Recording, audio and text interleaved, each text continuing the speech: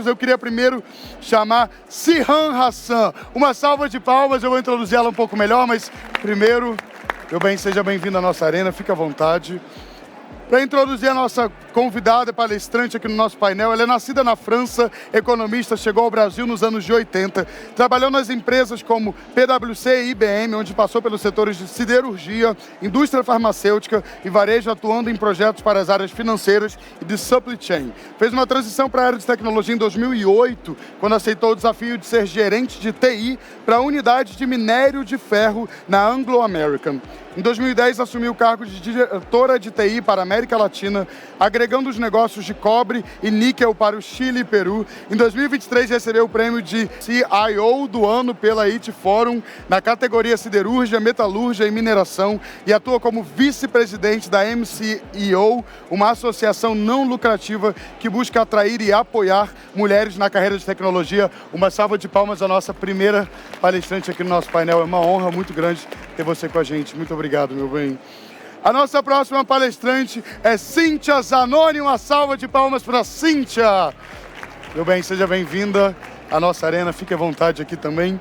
A Cíntia é Global Cloud Advocate na Microsoft, especialista em ferramentas para desenvolvedores e inteligência artificial. É fundadora da WoW Makers Code, uma iniciativa de impacto social que apoia o empoderamento e a empregabilidade de mulheres na tecnologia, impactando mais de 250 mil mulheres. A WoW Makers Code é membro do Pacto Global da ONU no Brasil e ganhou prêmios como o Selo Municipal de Direitos Humanos e Diversidade Nelson Mandela. Mais uma vez, uma salva de palmas a Cíntia, muito obrigado por estar aqui com a gente também. Seja bem-vindo à nossa Arena Senac.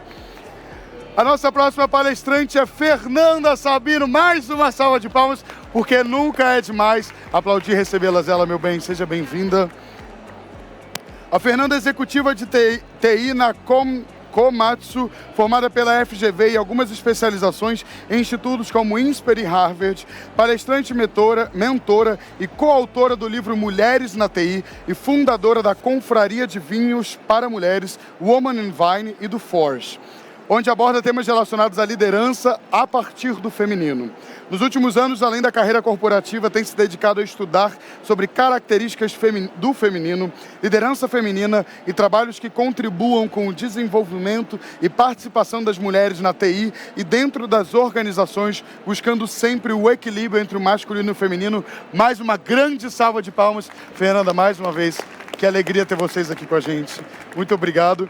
E para somar essa conversa, nós temos ela que é mais do que da casa, a nossa querida e maravilhosa Leana Braga, a nossa mediadora. Uma salva de palmas a Leana. A Leana é nossa, eu sou suspeito para falar, eu sou completamente apaixonado, eu sou muito fã dessa mulher. A Leana é gerente de tecnologia e economia criativa do Senac RJ, sendo responsável pelo desenvolvimento do portfólio da área com ampla experiência em varejo de moda, estratégia de marca e desenvolvimento de produto, passando por grandes empresas como Itaú e CIA. Está no Senac RJ desde 2016, onde faz a gestão dos cursos da área de economia criativa. E só para finalizar aqui a minha grande fala, porque são grandes currículos, são grandes histórias e precisam e devem tomar todo esse tempo. É muito legal ter vocês aqui. Quando a gente fala sobre a presença de mulheres na tecnologia, a gente ainda está falando sobre a minoria da minoria da minoria, e é uma alegria muito grande, enquanto o Senac ter um painel formado por mulheres tão grandiosas e ter uma equipe tão feminina aqui também. Então eu queria a maior salva de palmas do mundo, porque são elas na tecnologia. Muito obrigado ao trabalho de vocês e que seja um painel muito grande. Meninas, o espaço é inteiramente de vocês. Obrigado. Sejam muito bem-vindos. É um prazer estar aqui falando com vocês que estão presentes aqui na Arena. Eu sei que algumas pessoas não conseguiram entrar. A demanda realmente foi grande. Quem sabe ano que vem a gente está no palco principal aqui falando de mulheres na tecnologia, né? Bem, meninas, a gente tem aqui 3 mulheres, 3 executivas hoje na área da tecnologia da informação.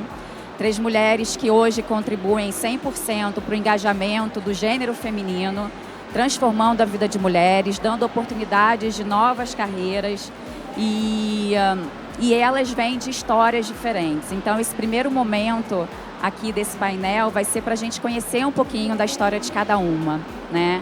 Hoje elas estão atuando na área de TI, como o João bem introduziu, a área de TI é uma área majoritariamente masculina, né?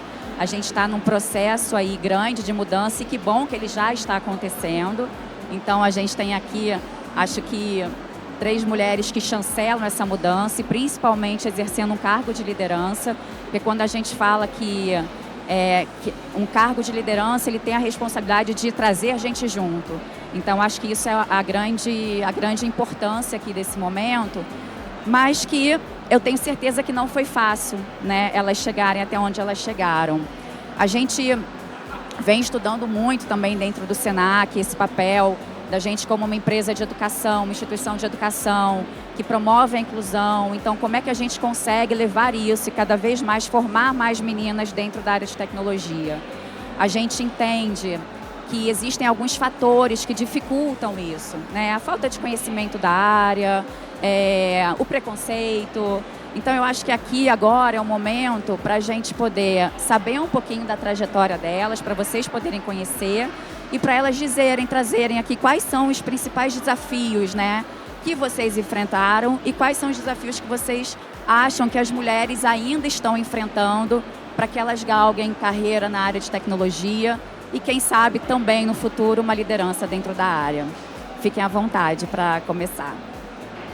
Quando eu olho para a minha trajetória e para a minha carreira, no início eu nunca pensei trabalhar com tecnologia.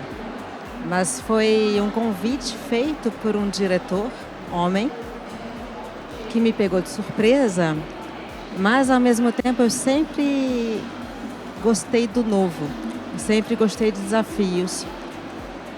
Se eu resgatar um pouco ainda mais para trás, meus primeiros obstáculos foram na minha própria família.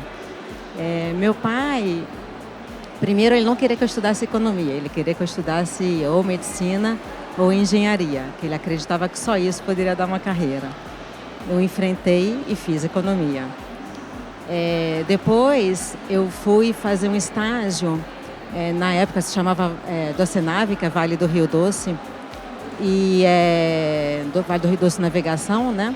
Quando eu cheguei lá, como estagiária, a gerente era uma mulher, eu estou falando de 1994, numa área super comercial, de navegação, também super masculina.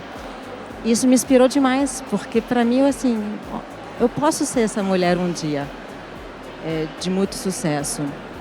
E assim como outros grandes exemplos que eu tive na minha vida. Alguns muito bons, outros não tão bons. Eu acho que o que motivou é sempre a vontade de fazer coisas novas e acreditar em mim. Então, a autoconfiança e se conhecer, eu acho que foi primordial para eu chegar onde eu cheguei. Então, teve a questão dos obstáculos, das pessoas não acreditarem em você ou quererem alguma coisa diferente para você. E aí, minha dica é: faça o que está no seu coração, por isso se conheçam. O segundo sempre vai ter dificuldades, pessoas que vão te ajudar e vão te atrapalhar. E eu tive os dois na minha carreira, tanto homem como mulher.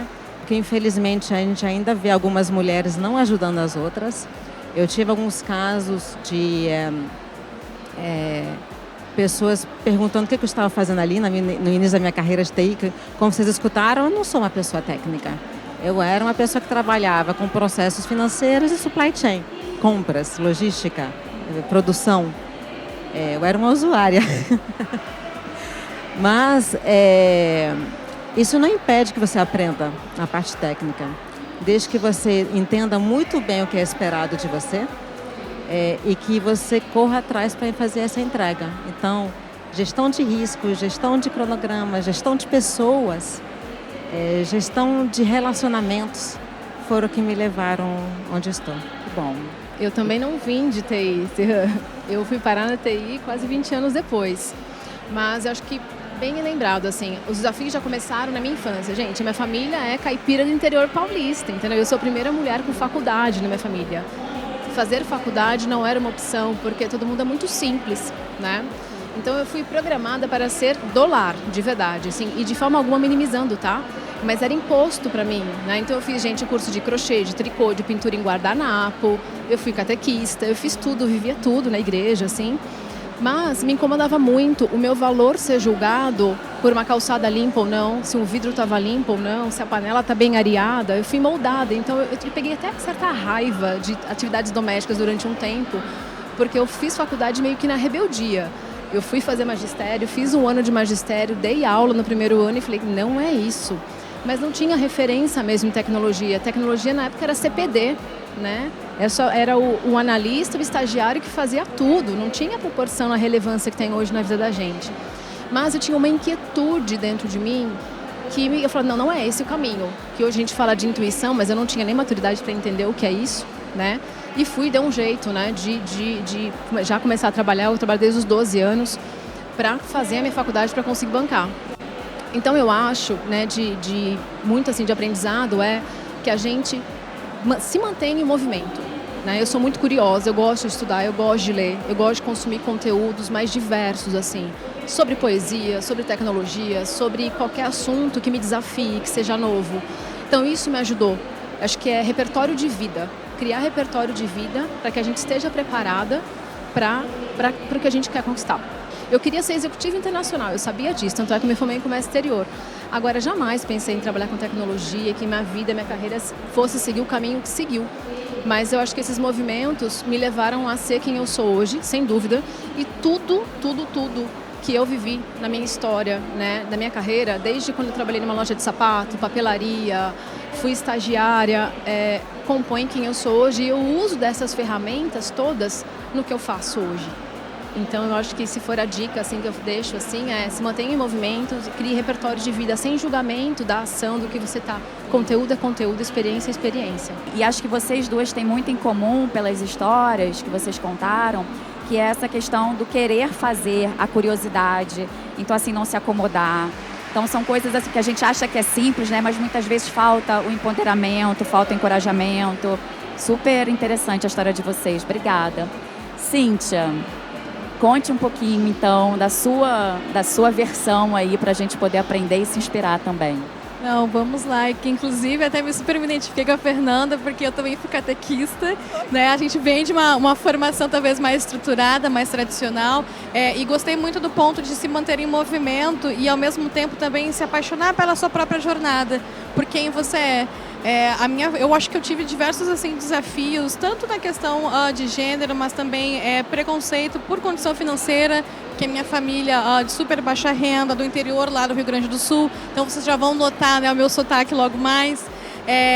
E eu acho que, assim, desde cedo, eu sempre tive aquele instinto, que eu acho que a primeira vez que eu toquei no computador foi aquele momento uau, porque era joguinhos, etc. E aí depois eu fui ver revistas, porque não tinha, né, aquele site para você acessar, era revistas para você aprender a programar. E aí eu fiz meu primeiro site daí de Pokémon e tudo mais, né, algo bem lúdico. E aí eu pensei, imagina se um dia mais pessoas podem acessar meu site, ou eu posso desenvolver esses jogos que eu estou aqui fazendo, né? E aí então eu comecei a trabalhar mais ou menos com 14 anos, daí comecei como manicure mesmo, né? Que cidade do interior não existe tecnologia. A tecnologia é aquela lojinha de informática que vendia lá uma CPU com um monitor, e assim era a tecnologia.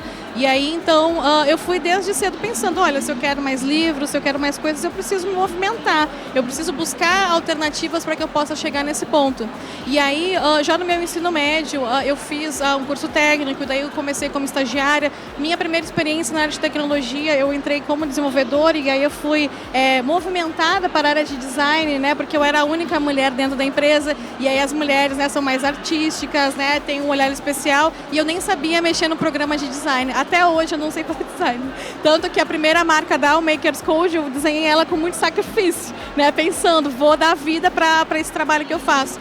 E aí, eu jamais hoje, né, ocupando uma posição de nível global dentro da Microsoft, também à frente da Makers Code, que é um grande, acho que uma plataforma de projeção de mulheres, eu jamais conseguiria olhar para a Cíntia no passado e ver que isso aconteceu, porque eu estava sozinha.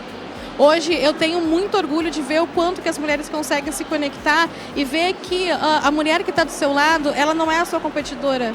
Pelo contrário, elas podem estar estudando juntas, mas fomentar o networking, se conectar para que elas consigam entre si ter mais oportunidades. porque eu acredito que o primeiro passo, o primeiro sim, ou seja para a candidata ali que está começando, né, passa por uma formação, e a gente sabe que hoje projetos de educação eles são essenciais, porque a educação é o berço da desigualdade dentro do mercado de trabalho. Tecnologia, especialmente, a gente sabe que é extremamente elitista, porque se eu quero ser uma desenvolvedora ou uma engenheira, eu preciso ter um computador que tenha tais configurações mínimas para que eu possa começar. Então, isso já é uma grande barreira para poder iniciar. E aí, poder abrir esses espaços e conseguir conquistar esses primeiros sims é o que vai, eu acho que, trazer mais possibilidades para as mulheres no mercado. Porque a partir do momento que ficar comum, né, ver ali mais mulheres, a gente vai ter mais espaço, vai conquistar a igualdade salarial e principalmente posições de liderança, porque não adianta somente você entrar e ficar... Eu lembro até hoje do meu primeiro dia na Microsoft, que eu entrei no andar de engenharia e era 100% masculino, e eu fui confundida com a nova secretária do meu gerente na época. E aí veio uma pessoa falando: o café da reunião está atrasado, né? Que horas que você vai trazer? Porque vai estar vindo um engenheiro Zanoni que vai começar hoje. E aí eu puxei o meu crachá e mostrei: olha, pode isso ter uma consciência. Isso a gente está falando em que ano que mas foi isso? Isso foi em 2016. Olha isso, Mundo gente. moderno, gente. 7 anos atrás. E aí eu puxei o crachá e a engenheira Zanoni estava chegando. Eu falei assim: olha, não precisa se preocupar, porque nem café eu tomo, mas eu aceito um suquinho se você puder. Esse ponto é legal porque a gente entende que toda diversidade ela precisa desse ambiente de inclusão, né? E hoje em dia, que bom que existem movimentos que estão falando cada vez mais da importância da inclusão das mulheres, seja na tecnologia, seja no design. E existe um movimento que é o He4She. Eu queria trazer isso para essa discussão, né? O quanto que esses movimentos eles são importantes para as organizações, né? E como que as organizações elas precisam aprender, né? O que elas precisam aprender com eles e de que forma que esse aprendizado ele acontece. Então, queria que vocês falassem um pouquinho dessa importância, né? Desses movimentos de inclusão das mulheres. Dei o exemplo do He4She, mas cada uma depois, mais tarde, daqui a pouquinho, a gente vai falar dos movimentos que vocês fazem parte, defendem. Mas eu acho que é importante a gente entender, olhando, né, o mercado de trabalho, como que as organizações elas precisam levantar essa bandeira e de que forma que eles trabalham a inclusão através desses movimentos. Quer falar, Posso Fê? falar? Eu acho que a gente, historicamente, nós não fomos programados, já que a gente falou de TI, para ganhar juntos. Né? Historicamente, a liderança vem baseada em conquista, em tirar vantagem sobre o outro, em invasão de terras, né? Muito baseada em características masculinas, assim. Então a gente está num momento bastante importante para nós mulheres, né? A passos lentos, abrindo caminhos. Mas não é excluir o masculino, não é excluir os homens, é trazer eles para a jogada. É incluir mesmo. Senão a gente vai para uma outra polaridade de exclusão que não é saudável, é complementar, né? O que eu percebo que acontece muito com a gente, em função da nossa história, né, do que a gente vende, como é a sociedade, nós mesmos acabamos nos distanciando de quem nós somos mesmo. Né? Então isso, para mim, chama muita atenção. Por isso que muitas vezes uma mulher não acolhe a outra mulher, porque nem se acolhe, esganou assim, o feminino dela, né? Essas características, essa coisa do acolhimento, da vulnerabilidade, né? E eu olho muito, assim, as empresas precisam muito olhar para isso, porque quando a gente fala de profissionais do futuro, que é o que a gente estava conversando, né? Quais são as características dos profissionais do futuro? Criatividade, vulnerabilidade, inteligência emocional, pensamento analítico e por aí vai. Então tem que voltar para a gente se conhecer, né? A tecnologia, no fim, ela é commodity. O grande desafio está em pessoas. Então, assim, se eu não trabalho isso em nós mesmos, mesmo assim, nas mulheres, que às vezes eu mentoro, que a gente tem muita troca, às vezes a gente está perdida na gente. Foi muito pesado chegar onde a gente chegou, da forma que a gente chegou. Não precisa ser tão pesado assim. Como que a gente torna isso mais leve? Como é que a gente se reconecta com quem a gente é na nossa essência para trazer isso para a liderança e aí para as empresas, para ter essa movimentação de acolher o masculino também, né, e não entrar nessa competição. Então, acho que é um reaprendizado para os dois lados em todos os níveis. Não é como a área de inovação. Não adianta fechar uma área de inovação, criar e isolar ela na empresa. Tem que permear por toda a empresa. Ideias novas é muito importante quando você tem diversidade no time. Um time diverso, ele traz perspectivas diferentes, opiniões diferentes, ideias diferentes. Então, quanto mais diverso o time, mais rico fica a discussão. Então, não é uma competição, é uma soma. No meu caso, eu estou olhando minha carreira, eu tive muito He4She. Quando eu fui convidada para migrar para a área de tecnologia, foi um homem. Quando eu fui promovida a diretora, foi um homem. E quem me inspirava eram mulheres. Porque a minha diretora na IBM já era mulher e hoje é a Cláudia Muchalwad, que eu adoro, ela está como CEO da Intel. Então, uma mulher à frente como presidente. Assim como vários outros exemplos que a gente pode citar aqui. Então, tem a questão da inspiração. Quanto mais mulheres em cargo de liderança, mais inspiradas nós ficamos e acreditando que podemos chegar lá. E quanto mais diversidade, aí homens e mulheres juntos, melhor para a empresa. Estudos realizados, e um deles foi da McKinsey, mostra que times diversos, né, com diversidade, eles até chegam a aumentar 10% do lucro Isso é da empresa. né? É comprovado. Então, para a empresa obter resultados, tem que ter diversidade. Até para complementar essa questão de que existem ainda, né, eu acho que silos que precisam ser quebrados dessa coisa de mulher versus mulher ou homem versus mulher, porque eu acho que o papel dos homens ele é essencial como um aliado. E não é aquela coisa do, eu vou respeitar aquela mulher porque eu tenho uma mãe, uma filha, mas é respeitar por quem ela é também, que ela existe como um indivíduo e não necessariamente ela precisa estar diretamente no ciclo pessoal dele, mas justamente olhar para isso, né? Porque buscar fazer ações intencionais e afirmativas para a contratação de mulheres, né? Até, principalmente para cargos de liderança, que até nos Estados Unidos, né? Até hoje eu vejo todos os eventos de startup dizendo que existem mais CEOs chamados John, do que todas as mulheres somadas, parte, né, dos equities de investimento. E vamos tentar derrubar essas coisas, né, e abrir esses espaços para que essas mulheres possam entrar. Eu também tive vários homens, acho que me impulsionaram como gerentes, né, dentro da minha carreira, e que eu tenho certeza que se não fosse, às vezes, aquela conversa, né, que muitas vezes, enquanto mulher, a gente pensa assim, eu não vou falar com fulana porque talvez ela vai pensar que eu tenho um interesse, porque eu quero um cargo igual ao dela, ou que eu quero o cargo dela, mas é chegar e trocar, né, perguntar como que é isso, como que é estar sentado na sua cadeira, o que você teve que aprender, qual foi a tua jornada para chegar até ali, né? Então acho que, e também a interseccionalidade, né, olhar para outras dimensões da diversidade, né, olhando para acessibilidade, comunidade LGBT e por aí vai. E eu tenho conversado, e é muito interessante isso, mulheres em todas as faixas etárias, a gente compartilha da mesma dor, que é o medo, será que eu vou dar conta? A culpa, aí vem a maternidade. Então, assim, essa é uma questão que a gente precisa, e quando você tem uma outra mulher inspirando outra, sabe? Porque às vezes a gente tem vagas na empresa, a gente abre, dá oportunidade, está fazendo uma série de coisas, movimentos, cursos gratuitos, preparatórios para as mulheres, a gente não consegue preencher vaga, porque as mulheres nem chegam até lá. Elas não se sentem capazes de poder pertencer àquele espaço mesmo, você abrindo ali, né, aquele espaço. De tão impregnado que isso está na gente. Por isso que a Serra falou assim, até do se conhecer, de resgatar, essa fortaleza é muito nossa. Né, que é o que vai permear o resto da nossa vida. Eu acho que tem um ponto também muito importante aí, que é a importância da mentoria, né, nesse caso. Então, assim, o quanto que, independente da formação, mas quando a gente fala de educação, da gente ter, né, de vocês buscarem mentores, de vocês procurarem essas mulheres que inspirem vocês para que elas sejam mentoras de vocês. Porque, como a Fernanda falou, as dores são as mesmas, né? Então, uma pode ensinar a outra e pode conduzir, e essa trajetória ser muito mais fácil, digamos assim, né?